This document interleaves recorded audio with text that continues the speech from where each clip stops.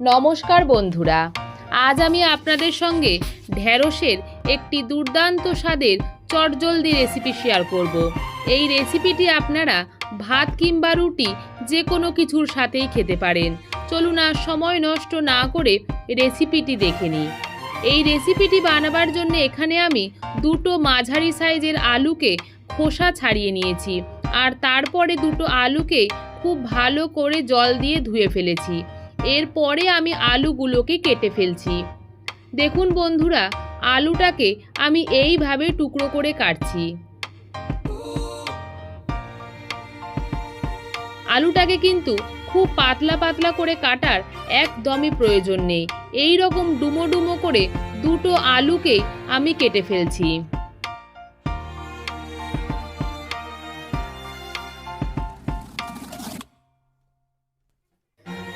আলুটা কাটা হয়ে যাবার পরে এখানে আমি দুটো মাঝারি সাইজের পেঁয়াজও নিয়ে নিয়েছি। পেঁয়াজের খোসাটাও ছাড়িয়ে নিয়েছি। এরপরে আমি পেঁয়াজটাকেও কেটে ফেলবো। পেঁয়াজটাকেও কিন্তু পাতলা করে কাটবো না, এই রকম ডুমো ডুমো করে পেঁয়াজটাকেও কেটে নিচ্ছি। দেখুন বন্ধুরা, পেঁয়াজটাকে আমি এরকম বড় টুকরো করে কেটেছি। ঠিক একইভাবে দুটো পেঁয়াজকেই কিন্তু এই রকম বড় টুকরো করে কেটে নিচ্ছি।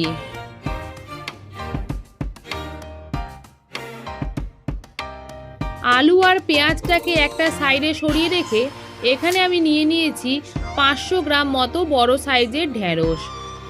ঢ্যাঁড়সটাকে কিন্তু কাটার আগে খুব ভালোভাবে পরিষ্কার করে জলে ধুয়ে নিতে হবে। এরপরে আমি ঢ্যাঁড়স কাটাটাকেও দেখিয়ে দিচ্ছি। ঢ্যাঁড়সের মাথার দিকের আর নিচের দিকের অংশটাকে প্রথমেই কেটে বাদ দিয়ে দিয়েছি। আর যেহেতু বড় সাইজের ঢ্যাঁড়স, তাই আমি ঢ্যাঁড়সটাকে 3 টুকরো করে নিয়েছি। ঢ্যাঁড়সটি যদি একটু ছোট সাইজের হয় তখন সেটাকে 2 টুকরো কিংবা টুকরো না করলেও চলবে। যেমন এই ঢ্যাঁড়সটা একটু মাঝারি সাইজের, তাই 2 টুকরো করে কাটলাম। এইভাবে সমস্ত ঢ্যাঁড়সগুলোকে একই মাপের করে কেটে নিয়েছি। এরপরে চলে যাচ্ছি রান্নার দিকে। কড়াইতে দিয়ে দিচ্ছি 2 টেবিল স্পুন মতো সর্ষের তেল। তেলটাকে ভালো করে পুরো কড়াইতেই ছড়িয়ে নিতে হবে। আর তেলটা যখন ভালো মতো গরম হয়ে যাবে তখন এতে দিয়ে দিচ্ছি 1/2 টেবিল স্পুন মতো কালো জিরে। কালো জিরেটাকে দেওয়ার পরে গ্যাসের ফ্লেমটাকে লোতে রেখে একটু নাড়াচাড়া করে নেবার পরে এখানে 8-10 কোয়া রসুনকে ছোট ছোট কুচি কুচি করে নিয়েছি। আপনারা চাইলে হালকা থেতো করেও নিতে পারেন।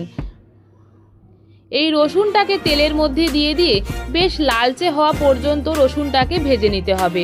দেখুন বন্ধুরা, রসুনটা কিন্তু বেশ লালচে হয়ে এসেছে। এরপরে এখানে আমি দিয়ে দিলাম ডুমো করে কেটে রাখা আলুটাকে। আলুটাকে দিয়েও কিন্তু 2 থেকে 3 মিনিট সময় ধরে আলুটাকে হালকা ভেজে নিতে হবে। গ্যাসের ফ্লেমটায় কিন্তু এই পর্যায়ে আমি মাঝারিতে রেখেছি। আলুটা ভাজার সময় এখানে আমি দিয়ে দিলাম 1/2 টেবিল স্পুন মতো নুন, আর অ্যাড করে দিচ্ছি খুব সামান্য পরিমাণে একটু হলুদ। নুন আর হলুদটাকে দেবার পরে আবারও আলুটাকে নাড়াচাড়া করে নিচ্ছি।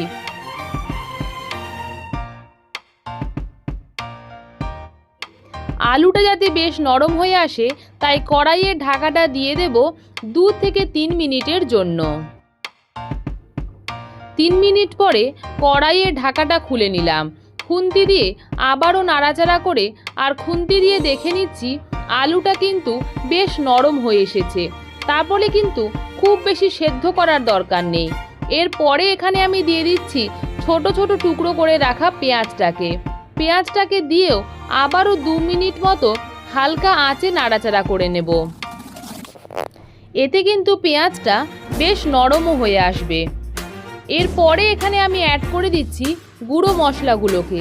দিয়ে দিচ্ছি সামান্য একটু কাশ্মীরি লঙ্কা গুঁড়ো, 1/2 টেবিল স্পুন মতো জিরে গুঁড়ো, আর খুব কম পরিমাণে লাল লঙ্কা গুঁড়ো। ঝালটা কিন্তু অবশ্যই আপনারা আপনাদের স্বাদ অনুযায়ী দেবেন।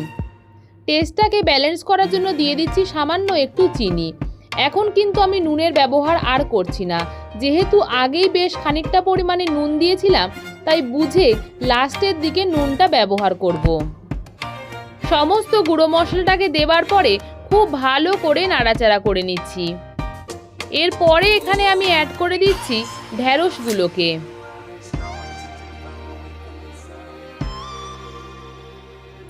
ঢ্যাঁড়সটাকে দেওয়ার পরে গ্যাসের ফ্লেমটা লো টু মিডিয়ামে রেখে ঢ্যাঁড়সটাকে খুব ভালো মতো নাড়াচাড়া করে দিচ্ছি, যাতে আলু আর ঢ্যাঁড়সটা ভালো মতো ভাজা হয়ে যায়।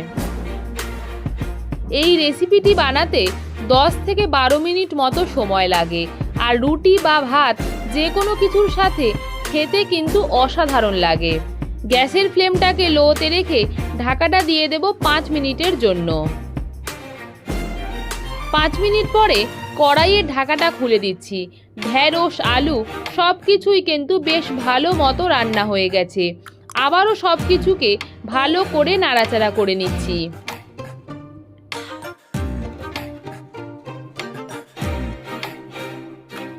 টেস্টটা যাতে আরও খানিকটা বেড়ে যায় সেই কারণে এতে দিয়ে দিচ্ছি চাট মশলা। আপনারা চাইলে কিন্তু চাট মশলাটাকে অ্যাভয়েডও করতে পারেন, আর যদি হাতের কাছে চাট মশলা না থাকে তাহলে কিন্তু আমচুর পাউডারও ব্যবহার করতে পারেন। রান্নাটা একদমই হয়ে গেছে। গ্যাসের ফ্লেমটাকে বন্ধ করে 2 মিনিট ঢাকা দিয়ে স্ট্যান্ডিং টাইমে রাখলে একদমই তৈরি ঢ্যাঁড়স আলুর এই দুর্দান্ত স্বাদের রেসিপি। ঢ্যাঁড়সের এই চটজলদি রেসিপিটি কিন্তু আপনারা বাড়িতে অবশ্যই বানিয়ে কমেন্ট বক্সে জানাবেন এই রেসিপিটি আপনাদের কতটা সুস্বাদু লাগলো।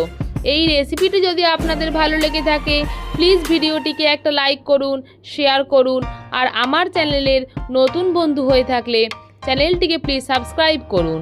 সাবস্ক্রাইবের জন্যে পাশে থাকা বেল আইকনটা প্রেস করে অল করে দিন, যাতে আমি কোনো রান্নার ভিডিও দিলে সবার আগে আপনার কাছে পৌঁছে যায়।